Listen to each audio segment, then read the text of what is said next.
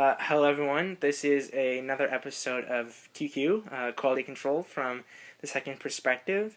I'm Paul Weston, and with me is Torin McLaughlin. I can speak for myself, but yeah, he got it right. He is obviously a guest star of sorts. Nathan Smith, another one of the co-hosts, can't be here for this podcast, but that's okay. We'll manage without him. So the film that we are going to be talking about today is Birdman, or The Unexpected Virtue of Ignorance. It's directed by Alejandro Gonzalez Iñárritu. I hope I pronounced that right. Iñárritu is probably a little better. I went through the IPA even looking it up because we were both a little unsure, but yeah, we got it. Iñárritu. It was some other films that he's done are Babel, Amores Perros, and Beautiful. He's a very good director. This film stars Michael Keaton. I don't know how to pronounce this. Zach Galifianakis. Galifianakis. Okay. Edward Norton, Emma Stone, just to name a few. There's a fairly star-studded cast. We'll just get straight to it. What grade did you give it? I would say I'm on the fence between a B plus and an A, which fence I guess I would call like a B.75 if I'm going to say anything. I gave it a straight up A. I thoroughly enjoyed this film. We're just going to quickly go through some strengths and weaknesses, reasons why you should or should not go and see this. And again, this doesn't have spoilers in it, so if that's what you're worried about, fear not. Right after this, we will be, or I guess another segment, we'll be talking through it with spoilers galore. We'll be having a... We're really going to spoil you guys on that one. Yeah, and guys and girls. So, anyways, some of the strengths of this film, for sure, the first one I can think of is it's a really challenging film in the sense that it's not one of those ones where you just sit there and you sort of veg out for a little while and don't really think about it too much. It definitely challenges you in the sense of you... First of all, you just kind of have to keep up with the pace. Right. It's very interesting that way. It has a lot of magic realism, which is I'm a huge fan of. There's strong acting for the most part, and it also kind of plays with some of that stuff. And you're not sure if the acting seems kind of really poor, but then you're like, well, are they doing that for a particular reason or not?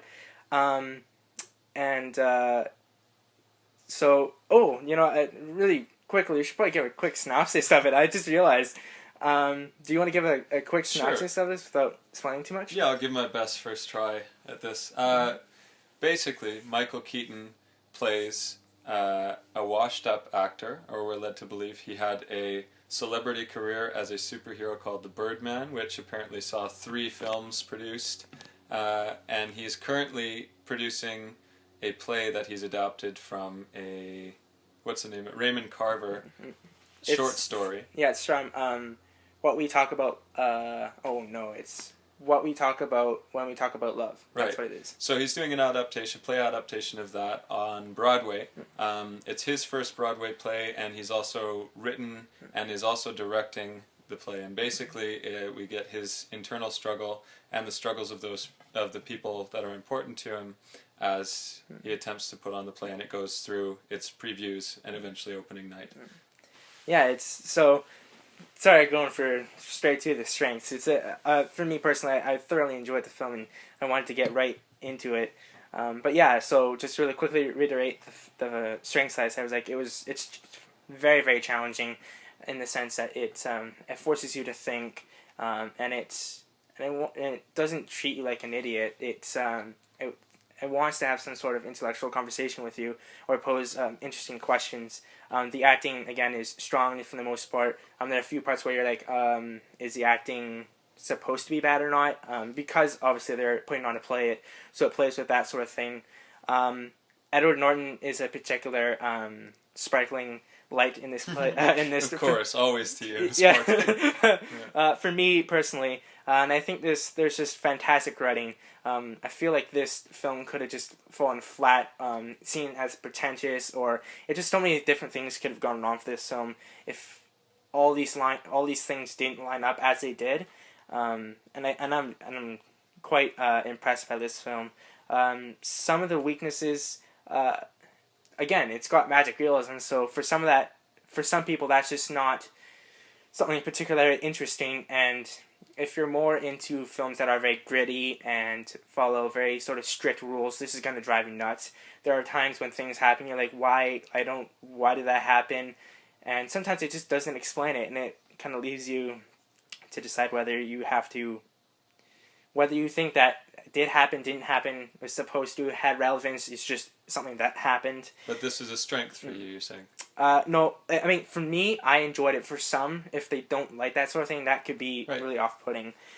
And the last little thing is, right before sort of the climax and the peak of the third act, it did get a little bit slow for me, but I mean, I'm nitpicking at this point.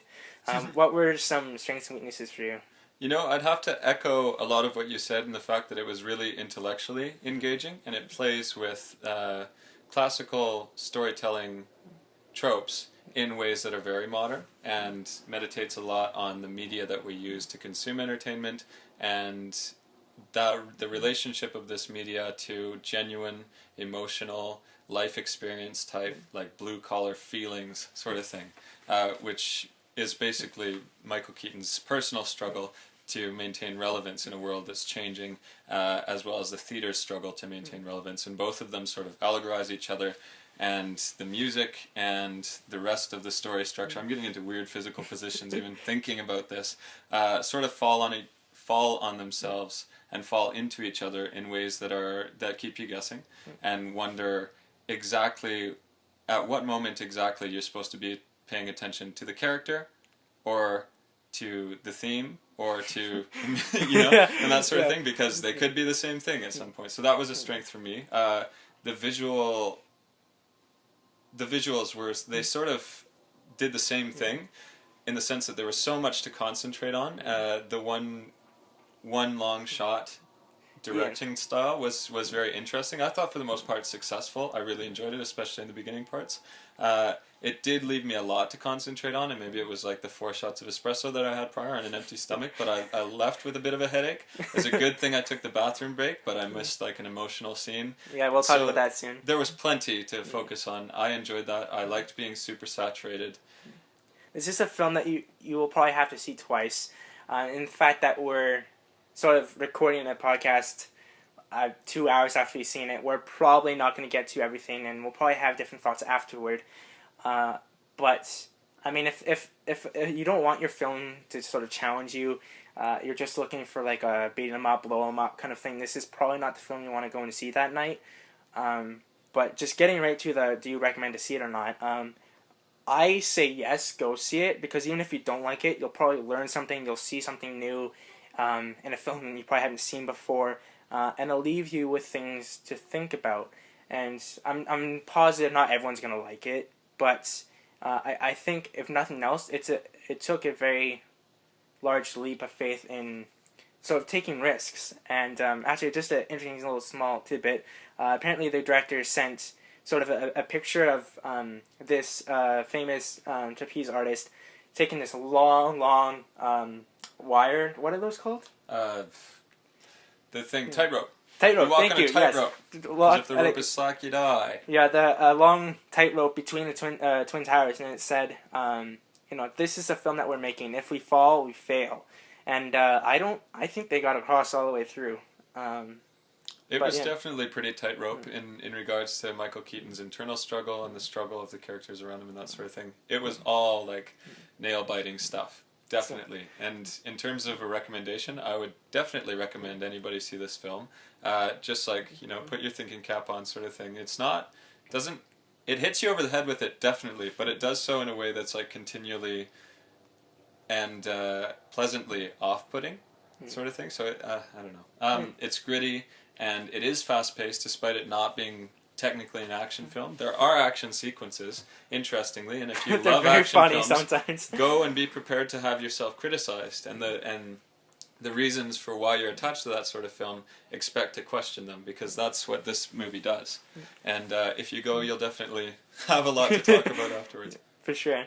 Alright, so this will conclude our review. If you're looking for more of an actual discussion of this film, which I think is going to be quite interesting, just hop on to the next video, and we'll have a ton of fun there. We'll see you over there.